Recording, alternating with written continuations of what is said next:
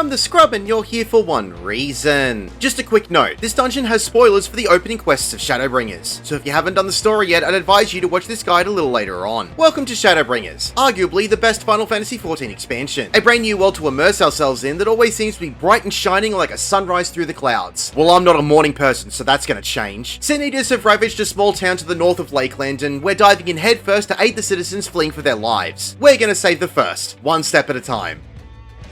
Time to learn about Holminster Switch. Simplified.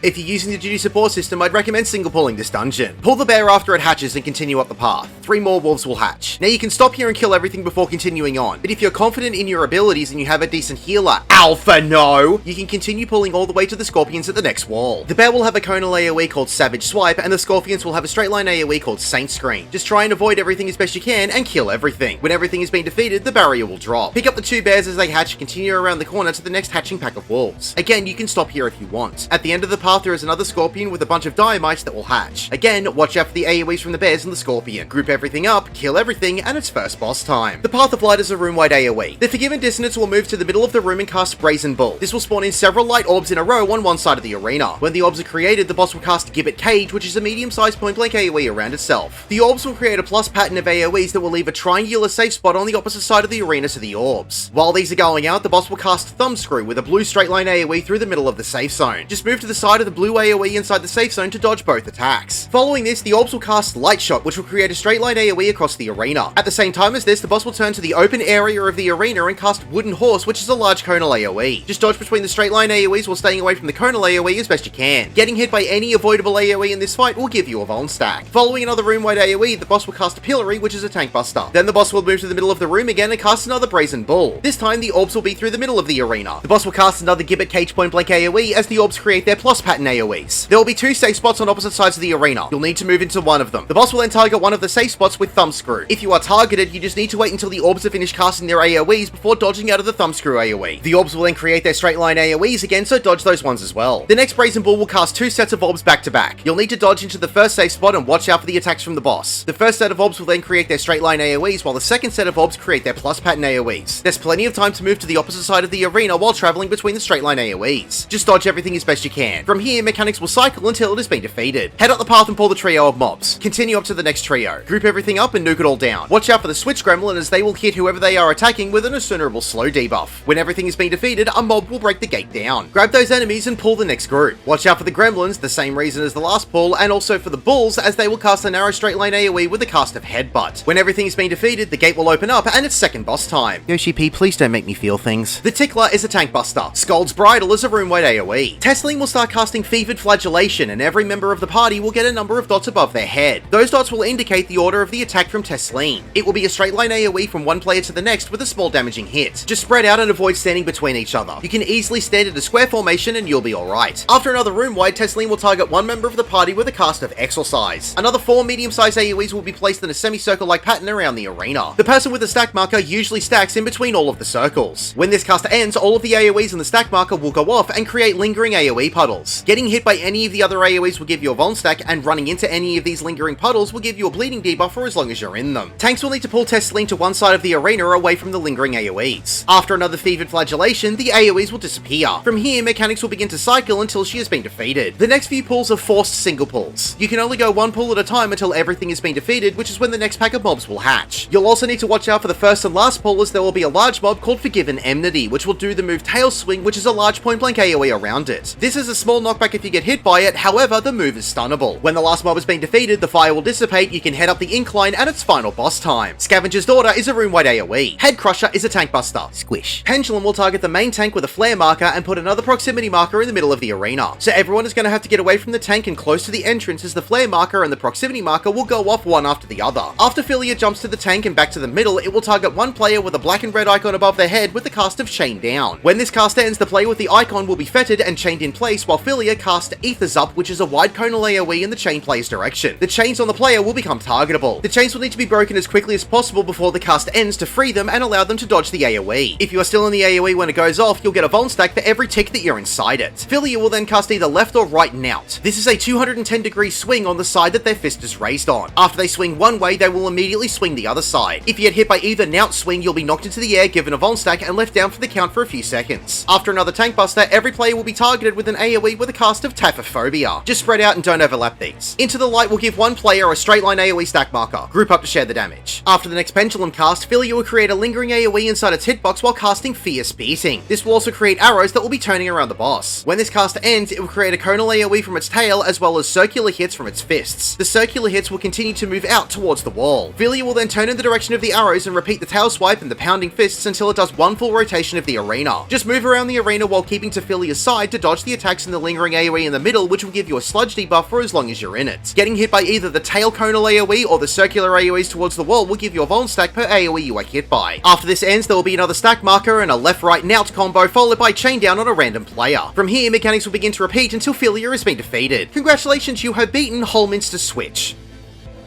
My name is The Scrub. Thank you for watching.